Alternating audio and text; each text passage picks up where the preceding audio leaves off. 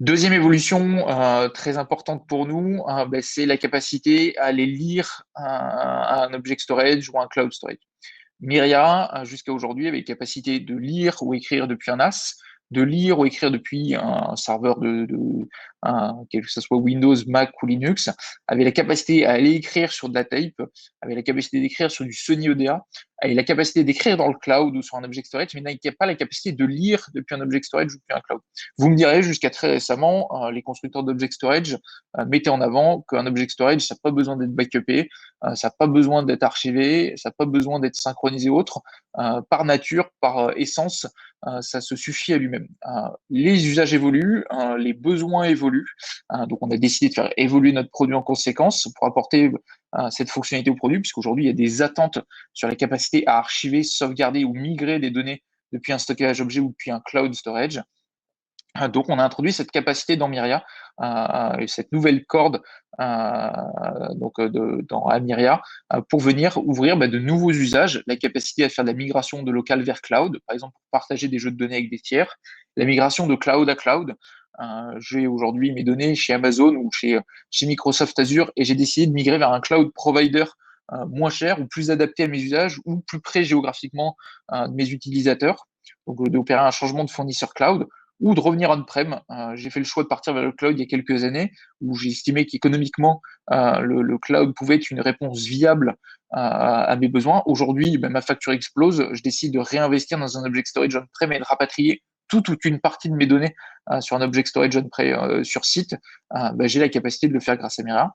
La capacité aussi à protéger un object storage. On voit de plus en plus ce besoin émerger, donc de la capacité à venir protéger un object storage sur site. Donc aujourd'hui, la tape répond bien à ce besoin-là. Mais là, je vous donne des exemples. Aujourd'hui, vous pouvez tourner ça d'un object storage vers un autre object storage, vers un NAS, vers le cloud. Aujourd'hui, Myriad permet cette hétérogénéité des stockages et cette capacité à jouer sur ces environnements très hétérogènes et de pouvoir jouer toutes les configurations dans tous les sens, quel que soit le workflow qu'on souhaite jouer, que ce soit archivage, sauvegarde ou migration.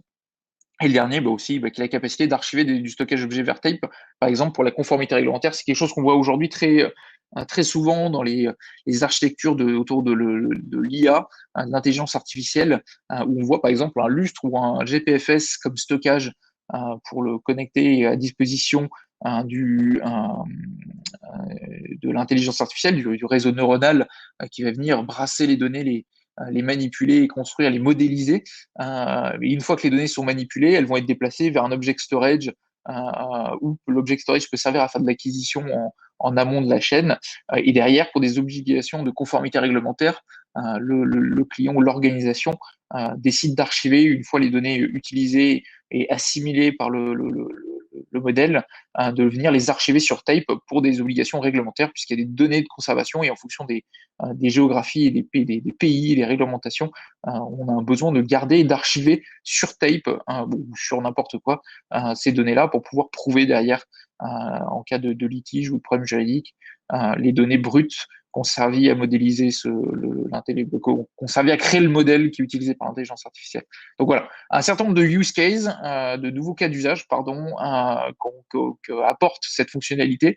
Donc aujourd'hui, on a décidé de focaliser notre attention sur S3 dans un premier temps. Donc dans cette version Myria 2020, tous les stockages, que ce soit stockage objet ou cloud provider qui offrent un accès S3 sont compatibles avec cette fonctionnalité.